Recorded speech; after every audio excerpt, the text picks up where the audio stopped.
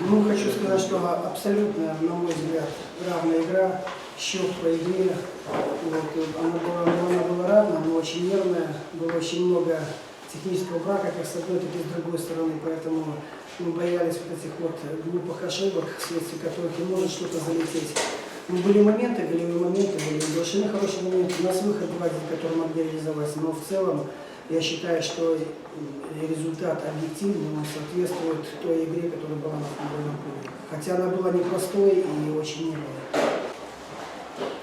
Не смею не согласиться с Виталичем. Абсолютно считаю, что была такая нервная игра. Игра до ошибки.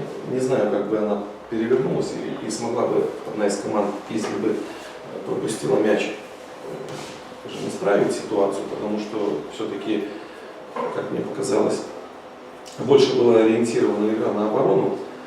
В первом тайме нам тяжеловато немножко было начинать быстрые встречные атаки, потому что очень уж мы инертны были при выходе из обороны, из глубокой обороны.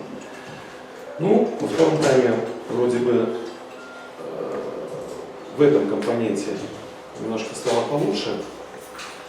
И достаточно очень перспективных таких подходов было, таких вот уже ситуаций, которые близки были к голевым, но, к сожалению, какой-то паразит сидит вот в нас, пытается игроки или отдать кому-то прямо в голову, или попасть прямо в голову. Ну, как мне кажется, об этом пока говорить еще рано.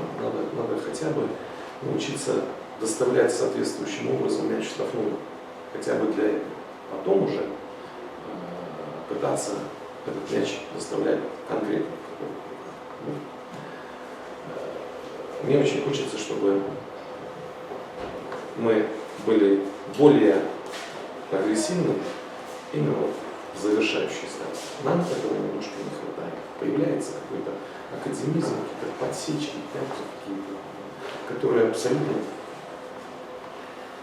не нужны. Не хочу строить, чтобы мы забивали на удачу. У меня, может, вопрос к обоим тренерам. Насколько вот жаркая погода сегодня повлияла на действия вашей команды, вообще в целом на ту встречу? Ну, я после каждого матча благодарил игроков, и сегодня я то же самое готов сделать, потому что это ненормально в такое время играть, увлекаться ни для болельщиков, ни для футболистов, ни для футбола. Это, конечно, тяжело, очень тяжело, но погода одинаковая для двух команд, они должны играть. У нас такое время отлично. Я могу сказать только что, наверное, действительно, возможно, тяжело, но с другой стороны, я считаю, что, конечно, если бы, я повторюсь, вот кто-то из команд забил мяч, конечно, игра бы пошла явно повеселее, во всяком случае, со стороны одной из команд. А время, не думаю, что она повлияла на какое-то вот это нервное напряжение матча или повлияла на какую-то там системность игровую. Было тяжело, футболисты с достоинством противостояли наверное, вот этому температурному режиму.